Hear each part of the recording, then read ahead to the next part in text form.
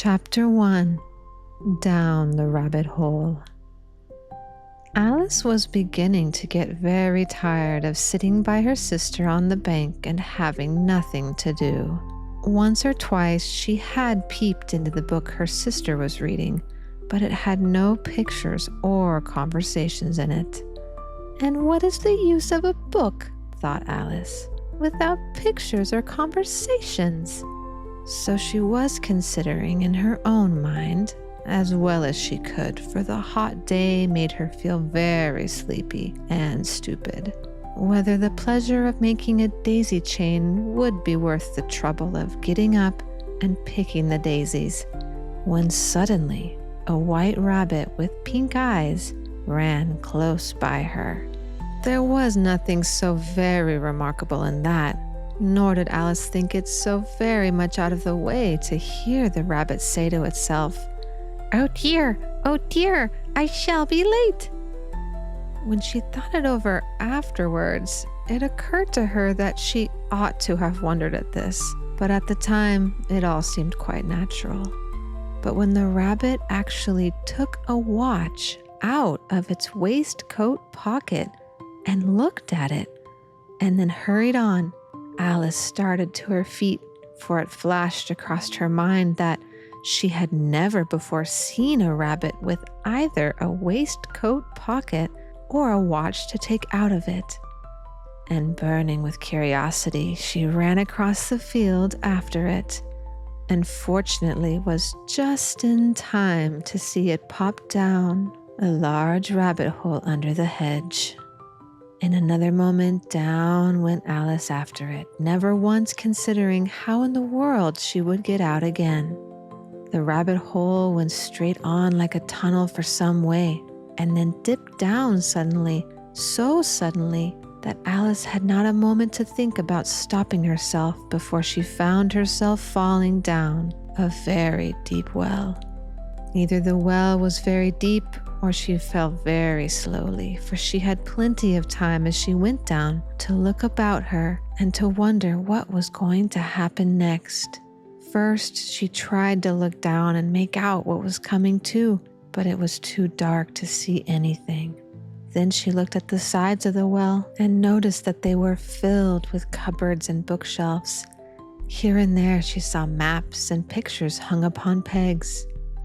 She took down a jar from one shelf as she passed. It was labeled orange marmalade, but to her great disappointment, it was empty. She did not like to drop the jar for fear of killing someone underneath, so she managed to put it into one of the cupboards as she fell past it. "Well," thought Alice to herself, "after such a fall as this, I shall think nothing of tumbling downstairs. How brave they'll think me at home. Why, I wouldn't say anything about it, even if I fell off the top of the house." Which was very likely true. Down, down, down. Would the fall never come to an end? "I wonder how many miles I've fallen by this time," she said aloud. "I must be getting somewhere near the center of the earth. Let me see. That would be 4,000 miles down, I think." For you see, Alice had learnt several things of the sort in her lessons in the schoolroom, and though this was not a very good opportunity for showing off her knowledge, as there was no one there to listen to her, still it was good practice to say it over. "Yes, that's about the right distance, but then I wonder what latitude or longitude I've got to." Alice had no idea what latitude was, or longitude either, but thought they were nice, grand words to say. Presently she began again. "I wonder if I shall fall right through the earth. How funny it'll seem to come out among the people that walk with their heads downward. The Antipathes, I think." She was rather glad there was no one listening this time, as it didn't sound at all like the right word. "But I shall have to ask them what the name of the country is, you know. Please, ma'am, is this New Zealand or Australia?" And she tried to curtsy as she spoke. Fancy curtsying as you're falling through the air. Do you think you could manage it? And what an ignorant little girl they'll think me of asking. No, it'll never do to ask. Perhaps I shall see it written up somewhere. Down, down, down.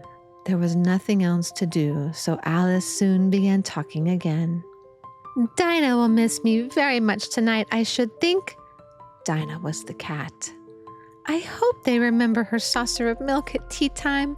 Dinah, my dear, I wish you were down here with me. There's no mice in the air, I'm afraid, but you might catch a bat, and that's very much like a mouse, you know. But do cats eat bats, I wonder? And here Alice began to get rather sleepy and went on saying to herself in a dreamy sort of way, Do cats eat bats? Do cats eat bats? And sometimes, do bats eat cats? For you see, she couldn't answer either question. It didn't matter much which way she put it. She felt that she was dozing off and had just begun to dream that she was walking hand in hand with Dinah and saying to her very earnestly, Now, Dinah, tell me the truth. Did you ever eat a bat? When suddenly, thump, thump, down she came upon a heap of sticks and dry leaves, and the fall was over. Alice was not a bit hurt, and she jumped up onto her feet in a moment. She looked up, but it was all dark overhead. Before her was another long passage, and the white rabbit was still in sight, hurrying down it. There was not a moment to be lost. Away went Alice like the wind, and was just in time to hear it say as it turned a corner, Oh, my ears and whiskers, how late it's getting! She was close behind it when it turned the corner, but the rabbit was no longer to be seen. She found herself in a long, low hall, which was lit up by a row of lamps hanging from the roof.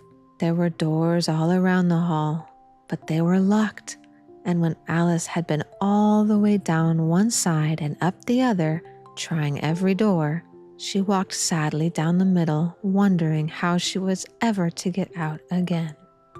Suddenly, she came upon a three-legged table all made of glass. There was nothing on it except a tiny key, and Alice's first thought that it might belong to one of the doors of the hall. But alas, either the locks were too large or the key was too small. But at any rate, it would not open any of them. However, on the second time around, she came upon a low curtain she had not noticed before, and behind it was a little door about 15 inches high. She tried the little golden key in the lock, and to her great delight it fitted. Alice opened the door and found that it led into a small passage, not much larger than a rat hole. She knelt down and looked along the passage into the loveliest garden you ever saw. How she longed to get out of that dark hall and wander about among those beds of bright flowers and those cool fountains, but she could not even get her head through the doorway. And even if my head would go through, thought poor Alice, it would be very little use without my shoulders. Oh, how I wish I could just shut up like a telescope. I think I could if I only knew how to begin. For you see, so many out-of-the-way things had happened lately that Alice had begun to think that very few things indeed were really impossible. There seemed to be no use in waiting by the little door, so she went back to the table, half hoping she might find another key on it, or at any rate a book for the rules of shutting people up like telescopes. This time, she found a little bottle on it, which was certainly not here before, said Alice, and round the neck of the bottle was a paper label with the words, Drink Me, beautifully printed on it in large letters. It was all very well to say drink me, but the wise little Alice was not going to do that in a hurry. No, I'll look first, she said, and see whether it's marked poison or not. For she had read several nice little histories about children who had got burnt and eaten up by wild beasts and other unpleasant things, all because they would not remember the simple rules their friends had taught them, such as that a red-hot poker will burn you if you hold it too long, and that if you cut your finger very deep with a knife, it usually bleeds. And she had never forgotten that if you drink from a bottle marked poison, it is almost certain to disagree with you sooner or later. However, this bottle was not marked poison, so Alice ventured to taste it, and finding it very nice, it had in fact a sort of mixed flavor of cherry tart, custard, pineapple, roast turkey, toffee, and hot buttered toast. She very soon finished it off. "What a curious feeling," said Alice. "I must be shutting up like a telescope." And so it was indeed. She was now only 10 inches high, and her face brightened up at the thought that she was now the right size for going through the little door into that lovely garden.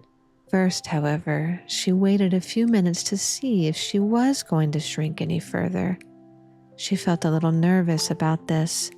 "For it might end, you know," said Alice to herself. "It might going out altogether like a candle. I wonder what I should be like then."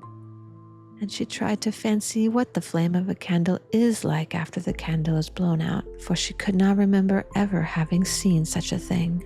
After a while, finding nothing more had happened, she decided on going into the garden at once. But alas, poor Alice! When she got to the door, she found she had forgotten the little golden key, and when she went back to the table for it, she found she could not possibly reach it.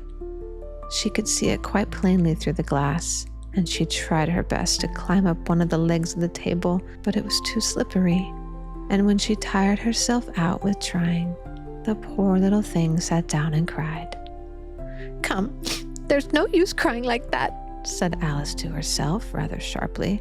"I advise you to leave off this minute." She generally gave herself very good advice, though she seldom followed it. And sometimes she scolded herself so severely as to bring tears into her own eyes. And once she remembered trying to box her own ears for having cheated herself in a game of croquet she was playing against herself. For this curious child was very fond of pretending to be two people.